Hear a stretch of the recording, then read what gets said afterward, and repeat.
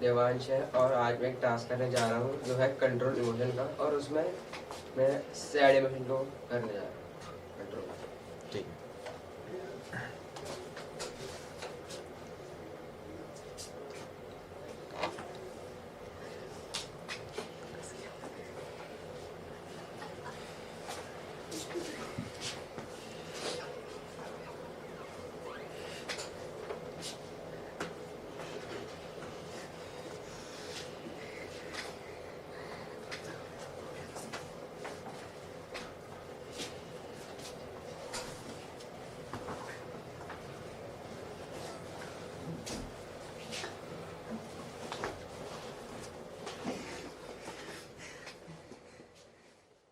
नमस्ते, मेरा नाम काजल सिंह पुष्पा है और आज मुझे मोनोलॉग का टास्क मिला है जो मैं करने जा रही हूँ।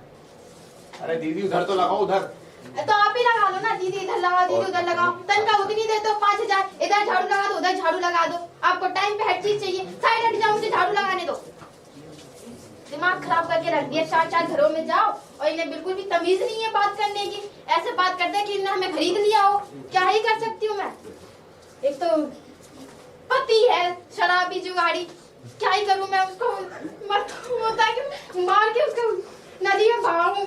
इतना दिमाग खराब कर दिया उस पति ने। भाई साहब आपको पता मेरा पति इतनी शराब पीता और पी के मुझे गालियां और देता है, पता है आपको। मैं क्या यहाँ पर दुख रहा हूँ। क्या बोल रहे हो भाई साहब। तुम भी पी के दिया करो ना गाली।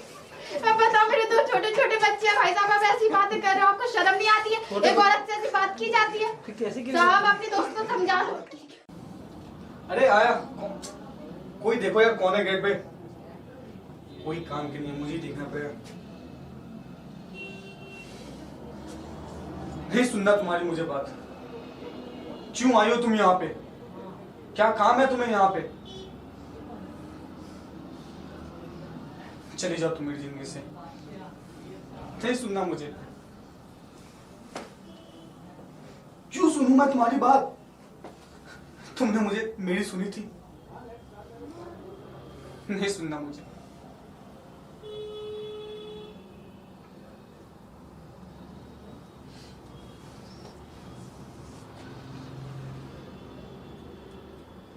क्या है?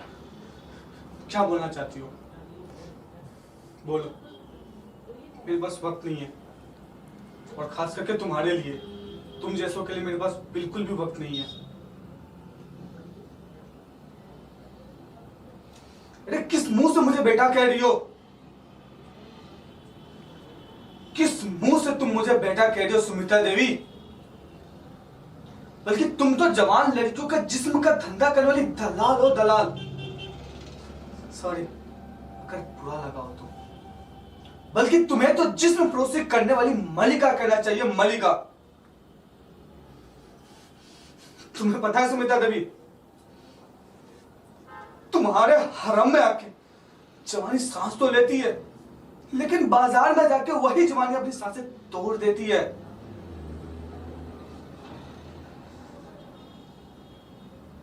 जाओ सुमित्रा देवी जाओ।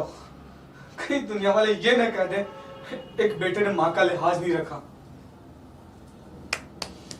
तुम्हें पता है बचपन से तड़पा हूं इस मां के प्यार के लिए। अरे जिस इंसान को आज तक मैं अपना बाप मानता रहा, आज अचानक से पता चलता वो इंसान मेरा बाप है ही नहीं। तुमने तो मुझे जन्म देते ही लावारिस बना दिया था। अरे मान लिया मैं नाजायज था, पर लावारिस नहीं था। कम से कम मेरे पास मां तो थी जिसने मुझे जन्म दिया था। पर तुमने तो मुझे वो भी छीन लिया मेरे से। तुमने तो मेरी बचपन, मेरी खुशी, सारा कुछ छीन लिया तुमने मुझे। अब क्या लेने आई हूं यहां पे? जाओ सुमित्रा देवी जाओ। अरे तुमने तो मुझे जन्म देते ही कचरे के डब्बे में फेंक दिया था।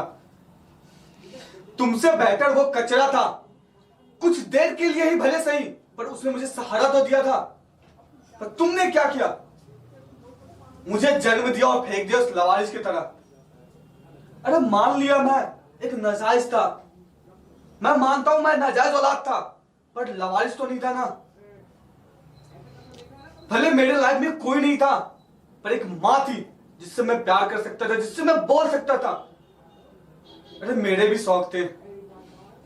अरे बचपन से आज तक दूसरी को मां का देखता था तो लगता था काश कोई मेरी मां होती।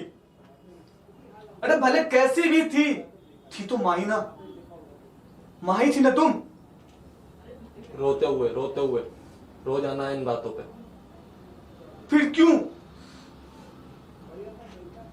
अरे मैंने तुम्हें आज तक कभी जज नहीं किया। ये दुनिया क्या बोलते मुझे क्या फर्क पड़ता है? तुम तो मेरी माँ हो ना, तुम तो मेरी माँ हो ना, फिर क्यों? मेरा नाम नवकेश है और आज मैं टास्क प्रिपेयर करके आया हूँ कंट्रोल इमोशंस के ऊपर एंड एंगर के ऊपर मैं करने वाला हूँ।